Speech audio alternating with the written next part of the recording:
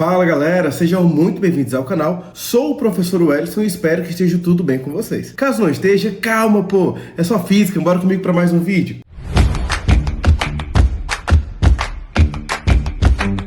Bom galera, a aula hoje é sobre termometria. E para o estudo da termometria, acredito que seja conveniente dividir isso em alguns tópicos. E os tópicos dessa aula serão temperatura, dilatação térmica e calorimetria. Na temperatura, a gente vai estudar mais ou menos como as partículas que constituem o corpo vão se comportar dependendo do estado de energia. E dependendo do comportamento, algumas consequências virão, que é o caso da dilatação térmica. E por fim, a calorimetria, que vai ajudar a gente a entender como todo esse processo de mudança de estado, de transferência de energia, de comportamento das partículas vai se suceder. Tudo bem? Vem comigo. Primeiramente, vamos discutir o que é temperatura. Para a gente entender um pouquinho sobre temperatura, precisamos ter uma noção mínima do que seria estado térmico. Para entender melhor o que seria isso, suponha o seguinte: pense em 3 recipientes. No primeiro recipiente você coloca água gelada, no segundo recipiente você coloca água natural e no terceiro recipiente você colocaria água quente. Tudo bem? Suponha que você coloque uma das suas mãos na água gelada e a outra mão você coloque na água quente. Acredito que você concorde que você vai ter a sensação do gelado nessa mão e do quente nessa mão. Agora suponha o seguinte: tire as duas mãos e coloque as duas mãos no terceiro recipiente, esse do meio, que contém água natural. Eu te pergunto, o que você vai sentir? É a mesma coisa nas duas mãos? Acredito que não. Quando você estava com a mão gelada, você colocou em uma água natural e a sensação é que acabou ficando quente. Porém, perceba que o contrário acontece na mão que estava aqui no recipiente quente. Como assim, professor? Aqui você tinha a sensação que estava muito quente. Porém, quando você coloca na água natural, a sensação é que ficou fria. Ou seja, você colocou as duas mãos em um mesmo recipiente, porém você teve sensações completamente diferentes. Ou seja, não dá para confiar no que nós sentimos. Daí vem a necessidade de medição de temperatura. Tudo bem? Mas, afinal de contas, o que seria a temperatura? Vamos partir do princípio que tudo que existe é constituído por partículas, todo material, todo corpo, enfim. E essas partículas se comportam de maneiras diferentes dependendo do seu estado físico. Acredito que algum dia, no seu ensino fundamental, alguém te ensinou, sobre o estado sólido, o líquido, o gasoso, onde no estado sólido as partículas estão paradas, estruturadas. No estado líquido, as partículas já estão um pouco mais esparramadas, porém ainda unidas,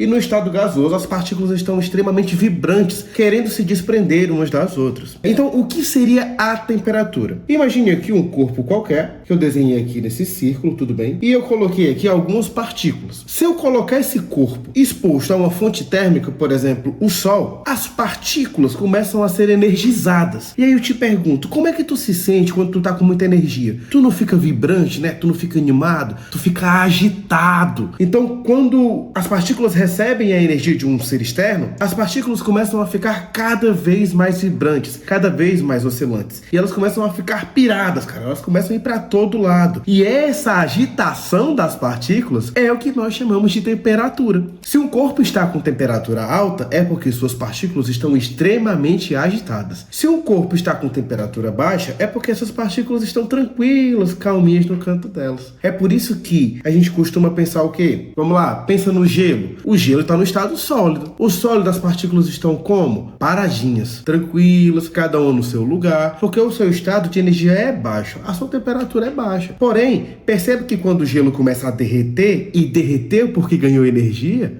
derreteu porque ganhou energia, as partículas começam a ficar mais o quê? Mais vibrantes. Dê mais energia. E aquela água que era gelo começa a virar o quê? Começa a virar vapor. Porque as partículas começam a ficar tão agitadas que elas começam a entrar no terceiro estado físico, que é o estado gasoso. Uma coisa muito importante também, já que nós definimos que a temperatura é a agitação das partículas, é a respeito do equilíbrio térmico. O equilíbrio térmico, também conhecido como a lei zero da termodinâmica, ela diz o seguinte, nós temos aqui aqui 3 corpos: o corpo A, o corpo B e o corpo C. A lei do equilíbrio térmico diz o seguinte: se o corpo A está na mesma temperatura do corpo B e o corpo B está na mesma temperatura do corpo C, isso quer dizer o quê? Que a temperatura do A também é igual à temperatura do C. Ou seja, os 3 corpos estão na mesma temperatura. E isso vai acontecer, pessoal, quando a temperatura sair de um corpo para o outro. Isso é muito bacana de estudar. Como é que isso acontece? De maneira natural, a energia sempre parte do corpo mais quente para o corpo mais frio. Por exemplo, o café com leite. No café com leite, eu pelo menos tomo assim, geralmente o café é quente e o leite sempre está na geladeira. Quando eu coloco o café com leite, aquele café que era tão quente não fica mais tão quente assim. Por que isso aconteceu? Porque antes o café ele estava tão quente, ele tinha muita energia. E quando eu misturo ele com o leite, a energia que era do café começa a ser transferida para o leite, fazendo que ambos se misturem e entrem em um equilíbrio térmico cuja temperatura acaba sendo menor, porque a energia que antes era do café, agora ele também dividiu com o leite. Tudo bem? Então é muito comum você ver por aí alguns professores dizendo que o equilíbrio térmico é justamente quando a energia passa do corpo mais quente para o mais frio, e quando esse equilíbrio é alcançado, não existe mais troca de energia. Quer um exemplo disso? Lembra daqueles termômetros de sovaco? Aqueles termômetrozinhos de mercúrio? Pois é, como é que tu fazia? Pega o termômetro, coloca debaixo do braço, espera alguns minutos e depois você verifica o que foi que aconteceu, que temperatura tem ali. Por que tu teve que deixar um pedaço ali debaixo do braço? Adivinha por quê? Ora, equilíbrio térmico. A sua energia passaria para o mercúrio, que é o material dentro do termômetro. Você esperaria algum tempo ali até que o termômetro e o seu corpo entrem em harmonia, alcancem o equilíbrio térmico e depois você vai lá e verifica qual era a sua temperatura. Ou seja, qual era a física por trás do termômetro de mercúrio? O equilíbrio térmico. Show de bola? Galera, já que nós definimos o que é temperatura e tivemos uma breve impressão do que seria o equilíbrio térmico, chegou o momento de começar a calcular o valor dessa temperatura. E aí vai entrar aqui uma história, né, de 3 físicos, 3 cientistas que contribuem para a medição dessa temperatura, que são Celsius, Fahrenheit e Kelvin. Existe uma história por trás de cada escala, né? Essas são as escalas termométricas. A história por trás da escala Celsius, por exemplo, é que ele usou a água como objeto de estudo e deu significado ao momento em que o gelo começa a virar água e o momento em que a água começa a virar vapor. Inclusive, o 0 do Celsius é justamente o ponto de fusão do gelo, ou seja, é quando o gelo começa a virar água. O 100 graus Celsius é justamente quando a água começa a virar vapor, ou seja, é o ponto de ebulição. E assim foi feita a escala Celsius de 0 a 100 dividida em 100 partes iguais.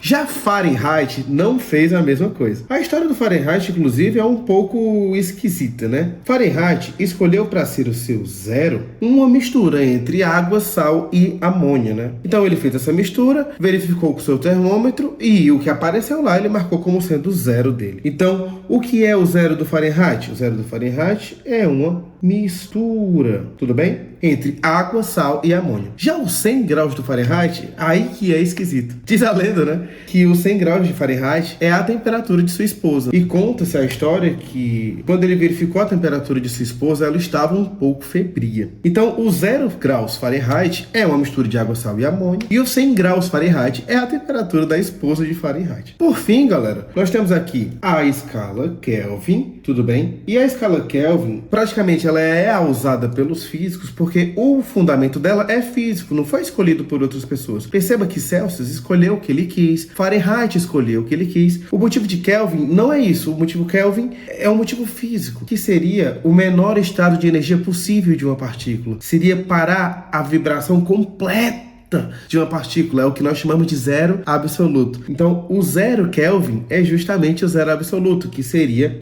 tirar completamente a energia de uma partícula. Tudo bem? E agora que nós conhecemos as 3 escalas termométricas, nós precisamos aprender a converter de uma escala para outra, que é praticamente o que é cobrado em alguns vestibulares. Primeiro, vamos começar pela conversão de graus Celsius para Kelvin. Lembra que eu te disse que o 0 Kelvin era o estado de menor energia de uma partícula, né? O ponto de menor vibração, ou seja, vibração nula no caso. O 0 Kelvin medido em graus Celsius seria aproximadamente menos 273,15 graus Celsius. Perceba que se eu quisesse zerar os graus Celsius, ou seja, colocar ele no ponto de fusão, 0 graus Celsius, eu teria que adicionar o quê? 273,15 para poder zerar. Então, o que eu faço de um lado, eu também preciso fazer do outro. O que foi que eu fiz? Eu adicionei 273,15. Então, o 0 graus Celsius seria 273,15 Kelvin. Moral da história: a temperatura em Kelvin sempre será a temperatura em Celsius adicionando 273,15. Galera, a maioria dos vestibulares faz uma aproximação. Essa aproximação aqui do vírgula 15. Muitos vestibulares costumam cobrar apenas o 273. Então, geralmente você vai ver assim, ó, TC, que é a temperatura em Celsius, mais 273. E é só assim que você consegue transferir de graus Celsius para Kelvin. Para transferir de graus Celsius para graus Fahrenheit é um pouquinho diferente. Vamos supor que você quer descobrir uma temperatura Celsius qualquer e uma temperatura Fahrenheit qualquer. Até aqui, tudo bem? Sabendo disso, pessoal, vamos fazer o seguinte. Qual é o 0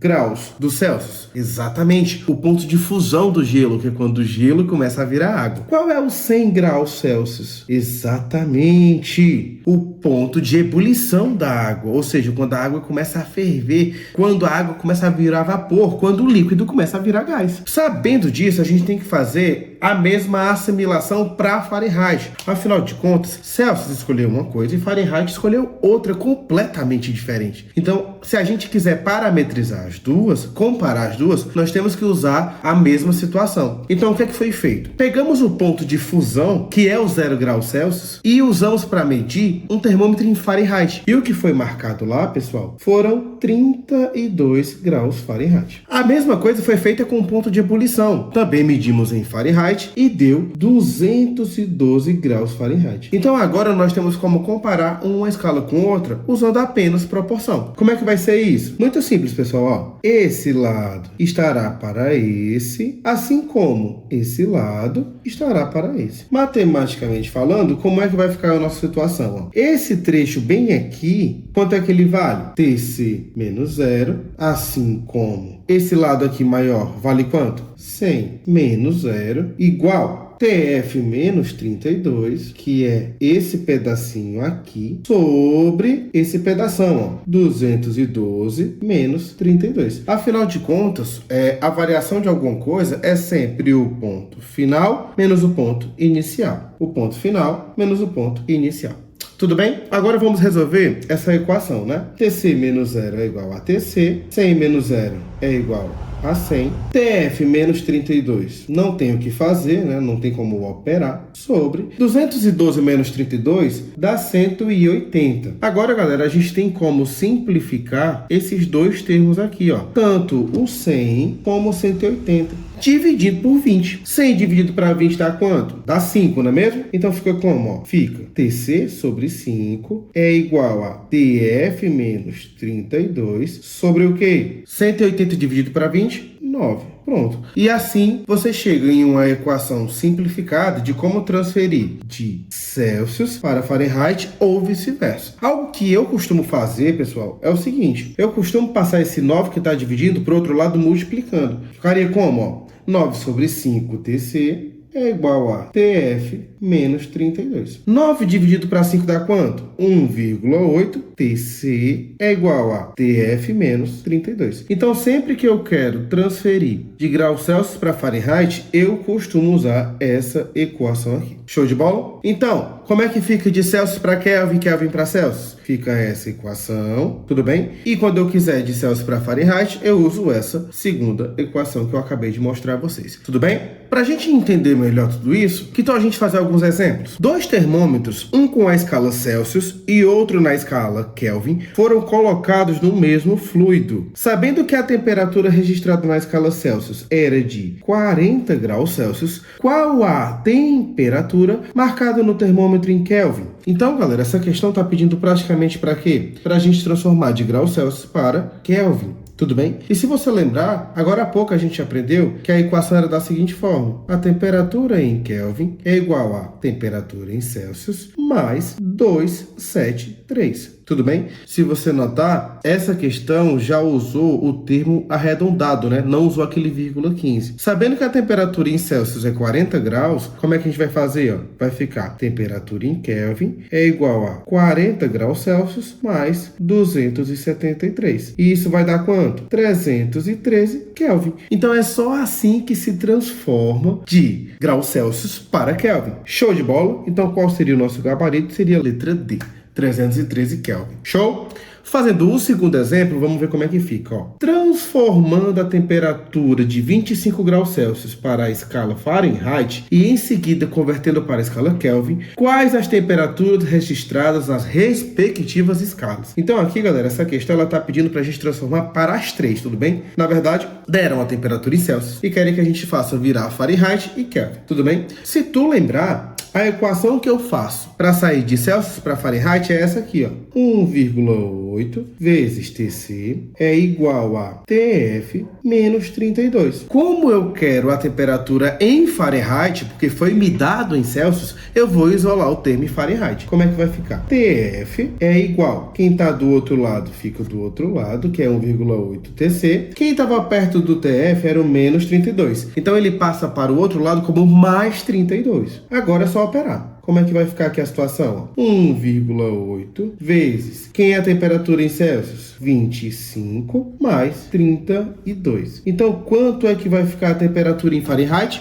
77 graus Fahrenheit. Agora, pessoal, só falta a gente transferir isso aqui para Kelvin. Lembrando, deram a temperatura em Celsius. O que é para fazer? É só somar com 273 e vai dar o nosso valor em Kelvin. Então, como é que vai ficar aqui a situação? Ó, temperatura em Kelvin é igual a temperatura em Celsius mais 273. Temperatura em Kelvin vai ser... Qual é a temperatura em Celsius? 25 mais 273. E a temperatura Kelvin vai dar quanto? 298 Kelvin. Com isso, pessoal, qual seria o nosso gabarito correto? Seria a letra C. 25 graus Celsius, que foi o que a questão me deu. 77 Fahrenheit, que foi o que nós descobrimos. E 298 Kelvin. Show de bola? Galera, agora que a gente entendeu que a temperatura é a agitação das partículas e que nós aprendemos a medição dessa agitação, foi usando as escalas termométricas, inclusive, a gente agora vai entender mais ou menos como funciona a dilatação térmica. Bom, primeiro, o que a gente sabe é o seguinte: quando um corpo recebe energia, as partículas ficam como? Agitadas. E a tendência é o quê? A tendência é que elas fiquem tão agitadas que comecem a se movimentar o suficiente para se afastarem. Então é por isso que eu fiz esse desenho aqui, ó. Aqui nós temos as partículas juntinhos, tudo bem? Quando eu coloco uma fonte térmica, por exemplo, uma parede no Sol, o Sol entrega muita energia e as partículas da parede começam a ficar agitadas e a tendência é que elas comecem a se afastar umas das outras. Perceba que conforme as partículas se afastam, o objeto acaba aumentando de tamanho. É daí que vem o nome dilatação. Moral da história: o que é a dilatação térmica? As partículas se agitaram tanto que começaram a se afastar. Como elas começam a se afastar, elas começam a pegar os espaços umas das outras, e quando nós temos um material como, por exemplo, o concreto, nós encontramos rachaduras. Ou seja, a rachadura é um fenômeno de dilatação térmica devido à exposição do Sol, por exemplo, em uma parede que fica todo santo dia no Sol. Perceba que essa região aqui rachada, essas rachaduras todas, são de quê? As partículas ficaram agitadas devido à exposição térmica e com isso começam a se afastar, empurrando umas às outras para fora, tudo bem?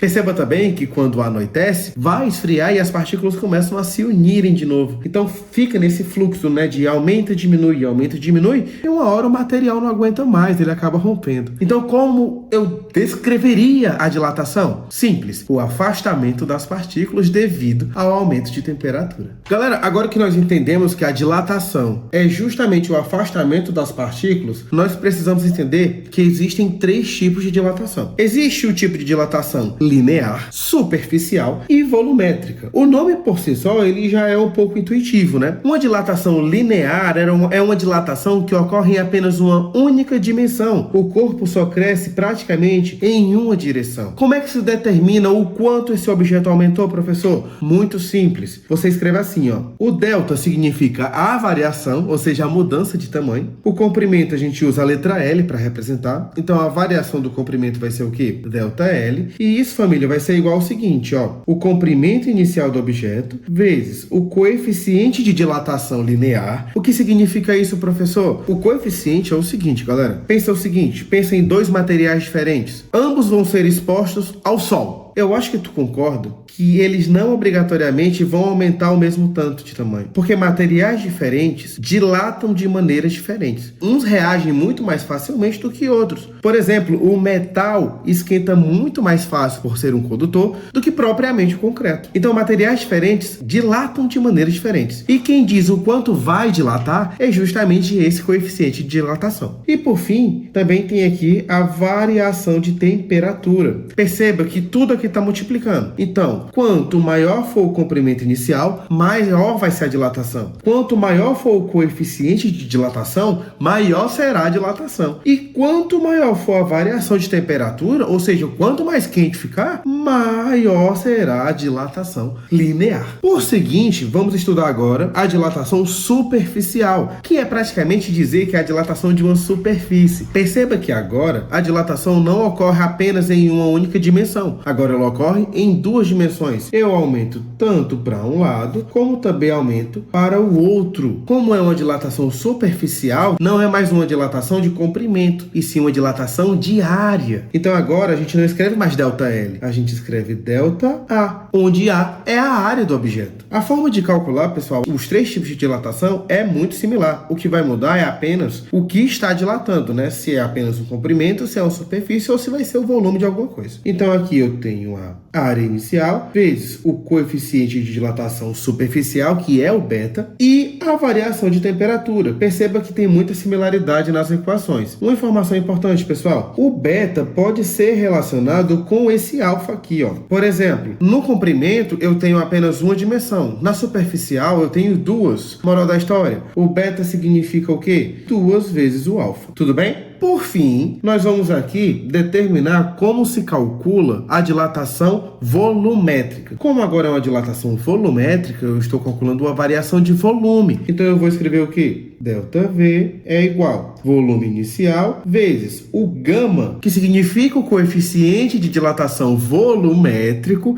assim como o beta significava coeficiente de dilatação superficial, e o alfa se chama coeficiente de dilatação linear. E por fim aqui, ó, a variação de temperatura. Então perceba, em todos eles nós temos a mesma similaridade. Quanto maior a temperatura, maior a dilatação. Quanto maior for o objeto inicial, também maior será a dilatação. E assim como dá para relacionar o beta com o alfa, também dá para relacionar o gama com o alfa. Porque o gama, pessoal, perceba que é um aumento nas 3 dimensões. Se é nas 3, o gama significa o quê? 3 vezes o alfa, que é o coeficiente linear. Então, pessoal, quando a gente tiver uma questão de cálculo sobre dilatação térmica, nós vamos praticamente usar uma dessas 3 equações, e quem vai determinar qual é a situação. Se a situação falar de uma dilatação de volume, você usa volumétrica. Mas se falar de uma variação linear, você vai usar a dilatação linear. Simples assim. Bom, galera, agora que a gente aprendeu as equações para se usar em dilatação, vamos realizar alguns exercícios, tudo bem? Vamos lá. A ponte Amber, na Inglaterra, cujo comprimento é igual a 1.400 metros, possui o maior vão sem apoio do mundo. Qual a variação da base de aço do vão quando a temperatura aumenta de 5 graus Celsius até 20 graus Celsius, dado o coeficiente de dilatação linear do aço igual a 1,2 vezes 10 a menos 5 por grau Celsius? Como a questão disse pra gente, né? Ela deu aqui o valor da dilatação linear. Então eu vou usar o que aqui, ó? Delta L é igual a L0 vezes o alfa vezes o delta T. Lembrando que o delta T é variação de temperatura. E variação, pessoal, é sempre o final menos o inicial. Acredito que todo mundo aqui já está ciente disso. Então vai ficar como, ó? Delta L é igual. Qual é o comprimento inicial? 1.400 metros. Vezes. Qual é o coeficiente de dilatação? 1,2 vezes 10 elevado a menos 5 por grau Celsius. Vezes a variação de temperatura. A variação de temperatura, pessoal, é sempre o final menos o inicial. Tudo bem? Afinal de contas, foi de 5 para 20. Então, como é que fica aqui, ó? 20 menos 5. Isso aqui dá quanto? 15 graus Celsius de variação. Perceba aqui, galera, também que você tem um número em notação científica. Só para relembrar vocês, o que vocês vão fazer, matematicamente falando? Multiplica todos os números da frente, certo? E depois repete essa base 10 aqui, ó. Qualquer dúvida, galera, verifica lá como é que faz isso naquele vídeo que eu ensino notação científica. Show de bola? Então, como é que vai ficar aqui, ó? Delta L é igual 25.200 vezes 10 elevado a menos 5 metros. Afinal de contas, esse grau Celsius se cancela com esse grau Celsius aqui. Perceba que os itens não estão em notação, então eu tenho que sumir com a notação. Lembra como é que faz isso? Vamos lá. Qual é o expoente? Menos 5. Eu tenho que fazer o menos 5 virar um zero. Por quê? Porque 10 elevado a zero é 1. 1 vezes qualquer coisa, qualquer coisa. Só que para o menos 5 virar um zero, eu tenho que adicionar quantas casas no expoente? 5 casas. Então, se eu vou adicionar 5 casas aqui, eu tenho que tirar 5 casas desse número da frente. Então, vamos lá. Conta comigo. 1, 2, 3, 4, 5. Então, a vírgula vem bem para cá. Fica quanto? 0,25 metros. Só que a nossa resposta está em centímetros. Eu acredito que vocês concordem. De cara aqui já dá para saber qual é o gabarito certo, né? Que vai ser a letra A. Mas só para a gente concluir, ficaria quanto? 25,2. Porque tinha esse 2 aqui, ó. Bem aqui. 25,2 centímetros. E assim se faz uma questão sobre dilatação térmica. Show de bola? Bora fazer aqui o segundo exemplo, ó. Qual o aumento no volume de um cubo de alumínio de 10 centímetros de lado quando sua temperatura aumenta de 10 para 60 graus Celsius? Então, quanto foi a variação? 50. Seja o coeficiente de dilatação linear do alumínio igual a 23,0, aqui é para ser um x, gente, tá? Eu coloquei um z, mas é para ser um x, 10 a menos 6 por grau Celsius. Perceba o seguinte, nós temos aqui um problema. Ele quer saber o aumento do volume, porém ele não deu o coeficiente volumétrico, ele deu o coeficiente linear. Moral da história, o que é que ele quer que você faça? Vamos lá. Como é que calcula o volumétrico? Delta V é igual a V0 vezes o gama vezes o delta T. Só que o gama, pessoal, se você lembrar, ele é 3 vezes o alfa, sendo que o alfa é o linear, que foi o que ele deu. Então, se tu não se toca aqui, ó, é uma pegadinha da uva, né? Nesse caso, essa questão é da uva de 2017. Você precisaria multiplicar o coeficiente que ele te deu por 3. E só depois aplicar na equação final. Tudo bem? Então, como é que fica a situação? Ó? Delta V é igual. Qual é o volume inicial? É muito simples. Ele não falou que o lado é de 10 centímetros, mas a gente não quer o lado. A gente quer o volume. O volume de um cubo é um lado vezes o lado vezes o lado. Ou seja, 10 vezes 10 vezes 10. Isso aqui dá quanto? Dá 1000. Então, no volume inicial, tu coloca 1000 centímetros cúbicos vezes. Agora vem o gama. Sendo que o gama é 3 vezes o número que ele te deu do coeficiente linear, que é quanto? 23,0 vezes 10 elevado a menos 6 por grau Celsius vezes a variação de temperatura. Galera, variou quanto? Sendo que foi de 10 graus Celsius para 60 graus Celsius. Variou 50 graus Celsius. Então, tu coloca aqui, ó, 50 graus Celsius. Esse grau Celsius se cancela com esse e vai sobrar centímetros cúbicos. Delta V é igual. Lembrando, pessoal, de novo, o que é que eu vou fazer com esses números todos? Ó, eu vou multiplicar esse e esse e vou repetir essa base 10 a menos 6. Tudo bem? Então, vai ficar quanto aqui, ó? 3.450.000 vezes 10 elevado a menos 6 centímetros cúbicos. Lembrando, os itens não estão em notação científica, então eu tenho que sumir com esse carinha aqui. Como é que eu sumo esse 10 a menos 6? É só eu fazer esse menos 6 virar um zero. Para menos 6 virar zero, eu tenho que adicionar quanto no expoente? 6. Se eu vou adicionar 6 aqui, eu tenho que tirar daqui. Então vamos lá, conta comigo. 1, 2, 3, 4, 5, 6. Olha como ficou, pessoal. A vírgula ficou bem aqui, não foi? Então fica quanto? ΔV é igual a 3,45 centímetros cúbicos. Com isso, nós temos o gabarito letra C. Show de bola? Então, galera, é assim que se faz uma questão de cálculo, tudo bem? Sobre dilatação térmica. Muito importante, gente. No canal, na playlist de termometria, tem várias questões de dilatação, só que teóricas do Enem. Então, você vai lá e observa como faz as questões teóricas e assim se faz as questões de cálculo. Show de bola? Galera, por fim, a gente vai entender agora como funciona a calorimetria, tudo bem? A calorimetria, como o próprio nome já diz, é a medição do calor. Mas a primeira pergunta é, o que é o calor?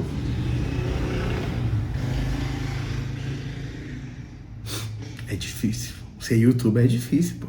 O que é o calor? Vamos lá. Primeira coisa, ó, eu coloquei aqui um desenho muito feio de uma panela. Essa panela, ela tá exposta ao fogo, tudo bem? Então aqui nós temos o fogo. E o fogo, pessoal, ele é uma fonte de energia térmica. Vamos lá. Primeira coisa, o que o fogo tem? O fogo tem energia. O que a panela está recebendo? Ela está recebendo energia. O Enem, ele usa de uma parada, bicho, que ele pega muito aluno. Galera, o que é calor para vocês? Quando é que vocês empregam a palavra calor? Geralmente quando tá quente. Poxa vida, tá calor, cara. Tá calor. O calor tá muito grande. Então tu tá associando o calor ao estado térmico ali. Tudo bem? Porém é um erro. Perceba. Quando tá muito quente, lembra o que a gente aprendeu lá no começo da aula? Que estar muito quente é porque as partículas estão muito agitadas. Ou seja, o correto é dizer que a temperatura está alta. Só que para a sociedade isso não faz diferença. Mas o Enem sabe disso e ele acaba cobrando isso e o aluno vai lá e erra. Questões que não deveria errar. Porque calor não é estar quente. Vamos entender o que é o calor, pessoal. Ó, primeira coisa, o fogo tem energia e o que chega na panela é energia. Mas chega através de quê? Do calor. Moral da história, o calor é a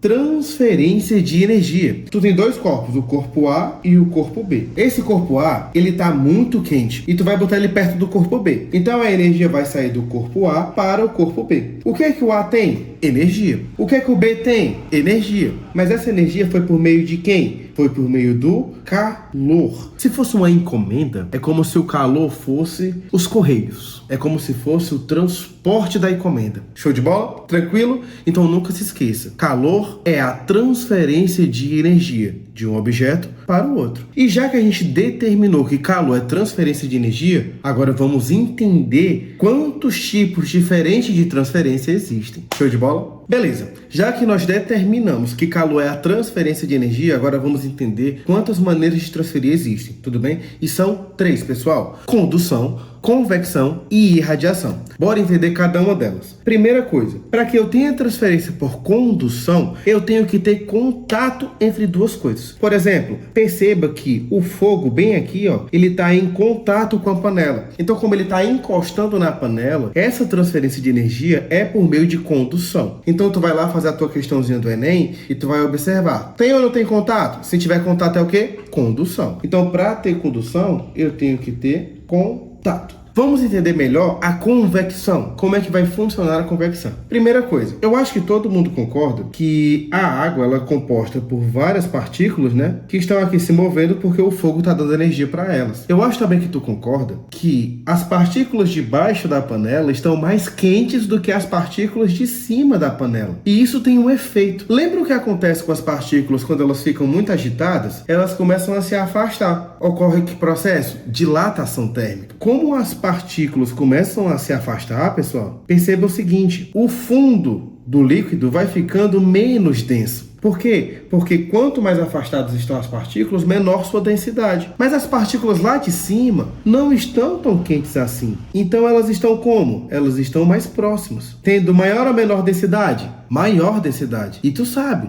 que o que é mais denso acaba descendo e o que é menos denso acaba subindo. Então tu começa a observar que quando a água ferve, tu percebe um monte de bolinha subindo e um monte de bolinha descendo. Quais são as bolinhas que estão subindo? As quentes. Quais as que estão descendo? descendo? As mais frias. Por quê? Porque quanto mais quente, mais dilata, menos denso. Sobe. Lá em cima não é tão quente assim, mais denso, desce. E então, isso é o sobe e desce das partículas quando a água está fervendo. Uma aplicação muito legal disso, pessoal, são aqueles balões de passeio, que eu não sei se tu lembra, mas, por exemplo, eu tenho aqui um balão e a galera colocava aqui uma fonte térmica, né, que era o fogo. Para que esse fogo bem aqui? Para as partículas de dentro do balão ficarem cada vez mais agitadas e começarem a se afastar. Quando elas começam a se afastar umas das outras, elas ficam menos densas, sendo que as partículas de fora estão bem juntinhos. Aí eu te pergunto, o que é que vai acontecer? O que é mais denso desce e o que é menos denso sobe.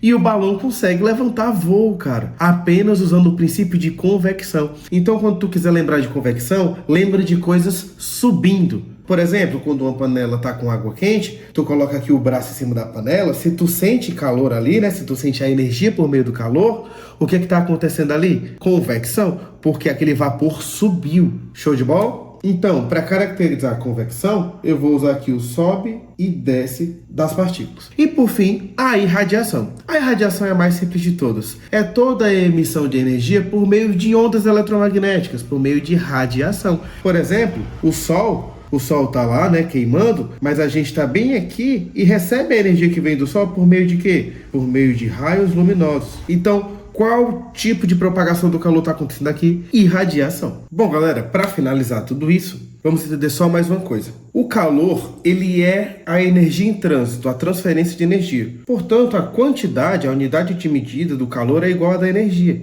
Vocês concordam? Que é o Joule. Porque assim, ó, aqui eu tenho energia, a energia vem para cá. A energia sai daqui para cá, por meio de quê? Do calor. Mas o calor é a energia, só que sendo transferida, entendeu? E para a gente determinar o quanto o calor foi transferido, nós temos que saber que situações estamos falando. Por isso definiram que temos o calor sensível e o latente. É muito simples. O calor sensível é aquele calor que só muda a temperatura do objeto. Tu bota a panela no fogo, a panela começa a esquentar. Tu bota a água dentro da panela, a água começa a esquentar. Então começou a esquentar, sensível. Mas eu acho que tu concorda que em um dado momento a água vai alcançar 100 graus Celsius, que é o ponto de ebulição, e ela vai começar a ferver. E o que era líquido começa a virar vapor. Nesse momento, eu acho que tu concorda que a temperatura ela vai estagnar, afinal de contas, na mudança de estado físico, a temperatura permanece constante, porém, a água começa a virar vapor. Ou seja, eu estou mudando o estado físico, eu não estou mais mudando a temperatura. Então, quando eu mudar o estado físico, eu não uso mais o sensível. Eu uso o calor latente. Então é isso. Mudou a temperatura? Sensível. Então se calcula desse modo aqui. Mudou o estado físico? Latente. Então se calcula desse jeito aqui. Vamos definir quem são esses caras, ó. Esse cara aqui significa o calor. Esse aqui é a massa do objeto, tudo bem? Esse Czinho minúsculo significa calor específico. Isso que é muito legal de discutir. O calor específico, ele quer praticamente dizer se é fácil ou difícil esquentar alguma coisa.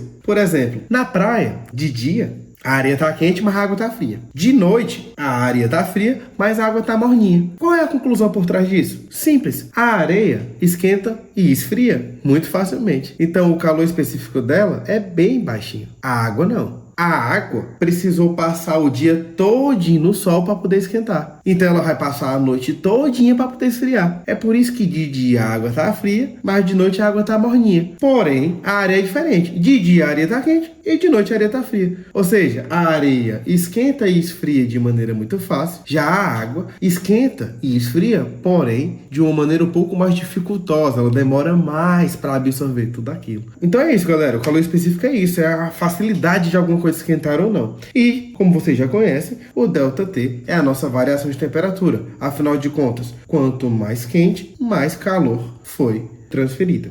Já no latente é muito simples. O Q novamente é calor, o M é massa, porém agora eu tenho o termo L aqui. E esse L é a latência do material. O que é a latência do material? É algo parecido ao calor específico, só que para mudança de estado físico. Tudo bem? O quão fácil for mudar o estado físico, latência é baixa. Ou seja, precisa de pouco calor. Por exemplo, coloca um pedaço de plástico no fogo, eu acho que tu concorda que vai derreter muito facilmente. Porém, coloca uma panela de ferro no fogo, tu sabe que dificilmente aquilo ali vai derreter. Para derreter aquele metal, eu tinha que fornecer muito mais energia. Então, quanto mais difícil, mais energia eu preciso, então maior a latência. Quanto mais fácil derreter, menos energia eu preciso, menor a latência. Então é isso, pessoal. Espero ter ajudado vocês a entender que temperatura era a agitação das partículas, a dilatação é o afastamento das partículas e a calorimetria, que estuda a medição do calor, nada mais é do que a energia sendo transferida de um lugar para o outro. É isso, pessoal. Espero ter te ajudado nesse vídeo. Por favor, deixa o like no vídeo, se inscreve no canal e compartilha para que mais pessoas tenham acesso a esse tipo de material. É importante lembrar que nesse canal existe a playlist de termometria, onde eu resolvo as questões do Enem sobre esse assunto que eu ensinei para vocês hoje. Show de bola? Valeu, pessoal. Um grande abraço. Fui!